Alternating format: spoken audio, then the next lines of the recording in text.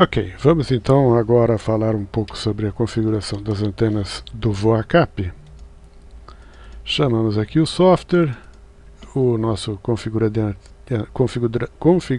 de antena, o IGF-ANT, e vamos ver aí como funciona isso daí. Porém, antes de iniciarmos, chamamos aqui o Explorer. Está no meu disco D, desculpe, no ITS HFBC em antenas. Nesse diretório antenas, vamos criar um outro aqui, chamado, por exemplo, MyStation, MyAntena Station, seja o nome que quiserem. Eu no meu chamei de Station, e quem quiser é só copiar essa pasta que eu incluí no DVD. Aqui está, Station, coloca aqui nesse diretório e pronto. Essas antenas já estão previamente configuradas. Isso vai facilitar um pouco. Eu incluí dois elementos para 40, um dipolo, um L invertido, algumas isotrópicas, uma vertical e uma YAG. Isso está no DVD, é só copiar e colar no diretório antenas do ITS HFBC depois de instalado, obviamente, né? Muito bom, então o que nós temos aqui? Quando formos começar uma antena, nós vamos escolher New Type. A opção Open aqui tem alguns diretórios já trazidos do próprio instalação do ITS HFBC. Tem um diretório default, o HamCap, que é o mesmo fabricante do DX Atlas. Ele usa o engine aí do VoaCap, muito simplesinho, mas funciona direitinho. Depois tem esse outro diretório aqui, que vem com ele também, algumas amostras, e o que nós criamos aí, o Station, né, o MyStation, o nome que vocês deram aí, ok? Todos eles têm vários exemplos, várias antenas já pré-configuradas. Se quiserem dar uma olhada, escolher uma do gosto, eu acho que vale a pena dar uma olhada. Porém, quando vamos começar efetivamente, começamos com New Type. Nós temos aqui ITS 94, ITU, a recomendação 705 da ITU, uma aqui remanescente do IonCap, alguns modelos, né? Isso aqui são modelos. O ITS 78, que nós efetivamente vamos usar, e esse outro aqui que tem apenas um cone invertido.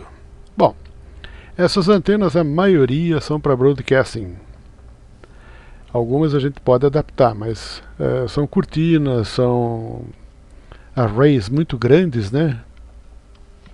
Para quem não conhece bem o significado da palavra array,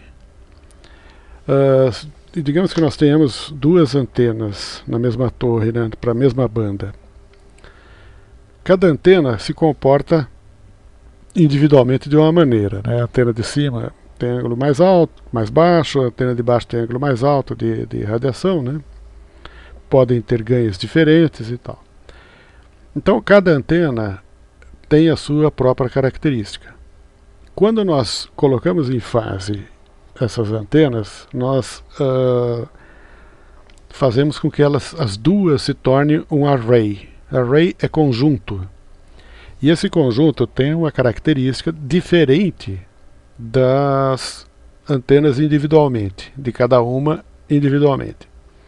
Então, array é um conjunto com características diferentes das suas individualidades, né? Muito bom. Então aqui nós temos várias antenas aqui da 705, temos aqui do IonCap, Sloping V, rômbicas inclinadas, rômbicas entrelaçadas, são antenas bastante caras, né? Na outra nós temos array de cortinas, uma cortina boa, de boa qualidade, custa $1 milhão. Então um array de cortina é só para broadcasting muito rica, né? Muito bom, então nós vamos trabalhar aqui com estas antenas do ITS-78. Não invalida, se quiserem pesquisar nas amostras aí, vale a pena o passeio. Bom, então para começar o trabalho eu vou abrir uma das que eu já trouxe, configuradas. Vou começar com uma YAG. Eu abro aqui e aqui está. Então esta aqui é uma antena do tipo 34 do ITS-78 HF-MU-FES, que é uma antena YAG horizontal. Então em vermelho nós estamos vendo que estava naquele conjunto, a originária estava lá, né, que era o tipo 34. Aqui é uma descrição, eu posso colocar o nome que eu quiser. O nome do arquivo é YAG, o diretório que ele pertence. E aqui então começamos com os parâmetros da antena. Então vamos olhar aqui o constante dielétrica do solo, né? Varia de 1 a 80 e eu adotei 15. Então nós temos uma pequena tabela aqui, à esquerda a descrição, a condutividade e o dielétrico. Então repare que as duas primeiras linhas, elas trabalham mais ou menos em conjunto. Então se eu tiver um solo muito seco, eu vou usar 1 vezes 10 a menos 4 mili-Henry por metro, né, miliohms por metro, com um dielétrico de 3. Solo medianamente seco, dielétrico 15, e a condutividade é 10 vezes a outra. E assim vai até a água do mar. A água do mar tem condutividade de 5, ou seja, é 5 vezes 10 a quinta. 10 a quarta, 5 vezes 10 a quarta. 5 vezes 10 a quarta, 50 mil vezes melhor do que um solo seco. É por essa razão que as antenas que operam móvel marítimo têm sempre sinais muito fortes. Como também foi o caso do IBS-7H, que os caras colocavam aí S9 mais 20 aí às 2 horas da tarde em 30 metros, né, com um pouco de exagero. Mas botavam um sinal muito forte às 2 da tarde, né, em 30 metros. Eles tinham a zona de Fresnel muito grande e o ângulo de pseudo-Brewster era a melhor situação que tem, né? Era um rochedo em cima da água do mar. Então a condutividade está aqui. A condutividade influencia diretamente no ganho auxiliar da zona de Fresnel e da zona do ângulo de pseudo-Brewster. Zona de Fresnel, nós vamos ver na teoria, mas é tudo aquilo que a antena enxerga, né? Muito bom, então eu escolhi os 15 do dielétrico, né? E eu estou dizendo que é um solo medianamente seco, que é o que eu tenho lá em Indaiatuba. É um pouquinho melhor do que isto aqui, porque é um solo vermelho e como tal tem ferro, né? Então a condutividade, agora já passei para a condutividade, aqui é 001, eu coloquei 00150, 50% a mais, né? Tá lá. Se vocês tiverem um solo laterítico, né? Solo laterítico são aqueles solos com concreções. Concreções são as bolinhas irregulares, né? Compostas de ferro ou de alumínio. Tem um sesquióxido, né?